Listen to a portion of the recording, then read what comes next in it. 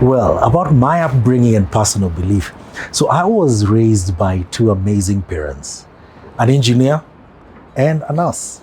And it was very interesting because their backgrounds really impacted the way they raised me. Now, my dad was a happy-go-lucky guy. I think I get my personality from him.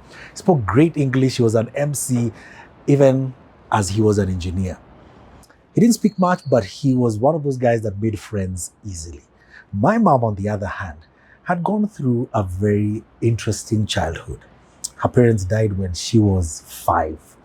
And, well, actually barely 5, because then she was raised by her brothers and sisters. And she was the youngest of 8. Now, with that upbringing, on one side, meet everybody, meet the world, enjoy life. On the other side, people can't be trusted. You can't just engage with people like that. Everything is to be cautious, and you might just get some germs that might kill you. So that was my upbringing. Being the firstborn of 5, I grew up learning to be very cautious, to be mindful, think about other people, think about what people think.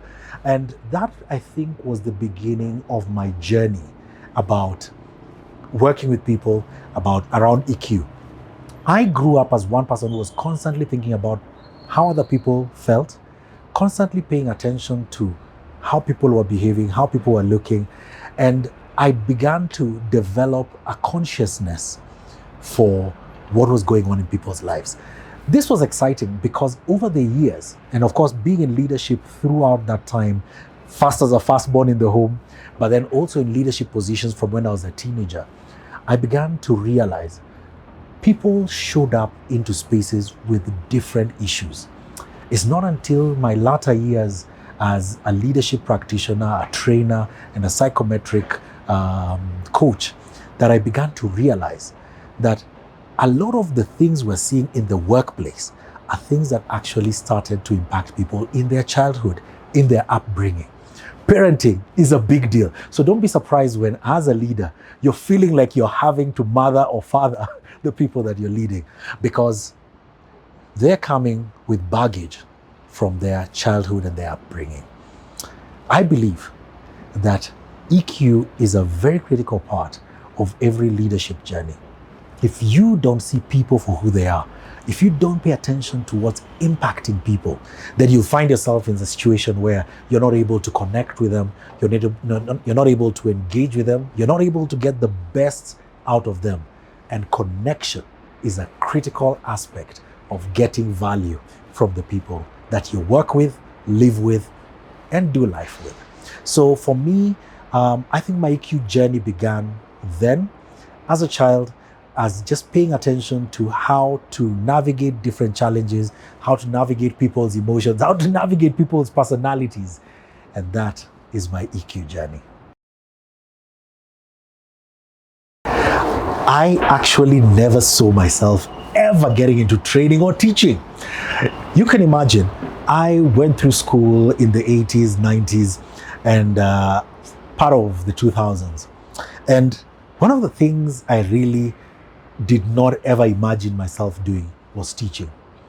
But in my journey as a business development practitioner, doing sales, consulting, and even working in actual business development with growing organizations, I realized that many people were not able to bring out their best value. And they were struggling either because they were not rightly trained, either because their personalities were different from the jobs that they were in. And many times their managers were demanding things of them without understanding their unique preferences of the way they work and the way they show up.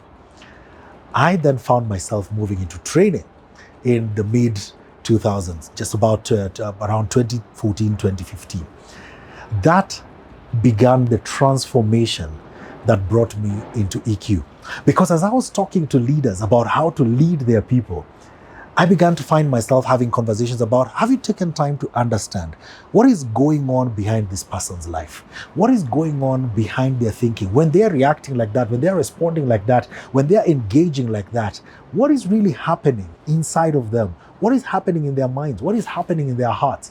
Where are they coming from as they show up in that space? And that began a journey of discovering the coaching, but also discovering the unique intrinsic or internal occurrences that would then make people to behave in a certain way, whether they were delivering results or struggling to deliver those results. And for me, having those conversations with the leaders then prepared me and positioned me rightly for EQ. So a few years back, I found myself having to start conversations about EQ. Do you know yourself? Do you know yourself well? Do you know the people that you're working with? Do you know the environment that you're in? And have you developed skills that help you work better with the people that are around you? This has made my friendships more meaningful. This had made my work with colleagues extremely amazing. And today, working with leaders has been one of the things that has really unlocked the potential of their teams, but especially of their leadership. Because as they understand people, as they understand how their behavior impacts people, they are then better able to draw results from those people. And that is how I got into EQ training.